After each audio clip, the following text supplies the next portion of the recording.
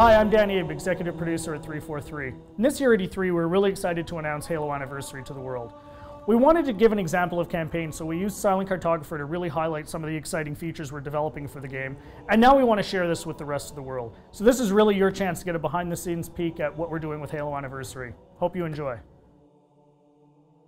Okay, so let's dive right in and take a look at Silent Cartographer. This is exactly the same demonstration we gave to the press at E3. In fact, this is exactly the same build. So the exciting thing is that this build has come a really long way since we showed this at E3. It's kind of funny for me to look at it now and say, hey, the game looks much better now.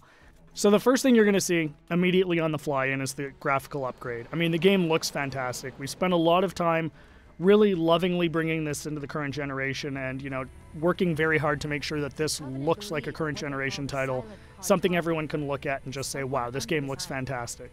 But the big test is really, how does it feel? So let's take a look. So we're going to charge the beach here. First thing you're going to get a taste of when you pick up this game and start playing is that this plays exactly like the original.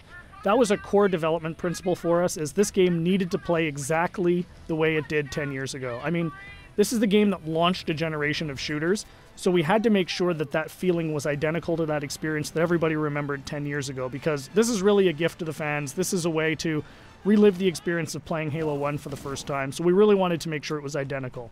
And the way we did that was actually a fun technical trick. We're actually running portions of two engines at the same time. So the underlying code, the code controlling how the game feels, how the AI reacts, all of that stuff, is a lot of it's the original Halo 1 code, and that was really the best way for us to ensure that the game played exactly the same as it did 10 years ago. But on top of that, we've layered a new graphics engine that allows us to, make the game look fantastic and look like a current generation title. So it's really a great mix of the two. So at the end of the day, your Halo fan gets a game that plays exactly like they remember, but looks like a current generation title. We get some other benefits from this as well. As I said earlier, and I say this all the time, the primary goal for this game is to make sure Halo fans can relive the experience of what it was like to play 10 years ago. And one of the big tools we have in our box to do that is Classic Mode. So what's Classic Mode? At the touch of a button, you can swap back and see how the game looked 10 years ago. So here it is. This is, Halo 1 10 years ago. And it's really a magical feature for Halo fans, because this just lets you go back in time and see exactly how this game looked 10 years ago. But the fun part is you can come back at any time. So Classic Mode gives you the ability to go back and forth whenever you want at the campaign. So one of the things that's fun to do is get out to a spot like this that, just looks beautiful. You've got the water, the sun reflecting over it, the Halo ring in the background, and say, hey, what did this look like 10 years ago? Touch a button, and there it is, right? I mean, it's really, really, really a lot of fun to go back and forth between the two modes. And this is something I personally get the most excited about. And I think, the fans are really going to love it too. This was definitely a big win at E3.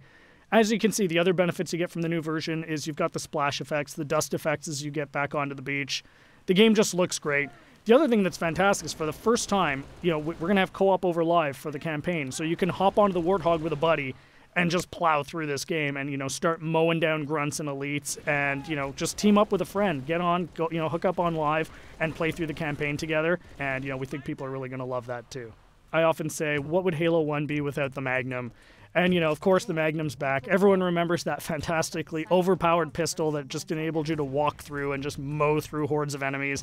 Tremendous amount of fun. So, we're excited to bring that back as well.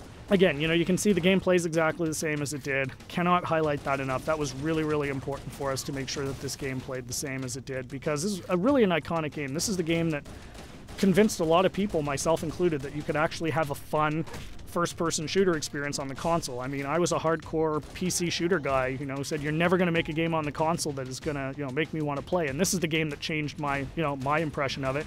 And it's the same for millions of Halo fans. And those fans, that's who this game is for. This game is really a labor of love for us here at 343, and we're really excited to be able to present it to you. So there's your sneak peek of Silent Cartographer. Really just the tip of the iceberg. We've got a lot more features we're going to announce as we get closer to launch. Come to Halo Fest at the end of August and see the whole game in action. See you then.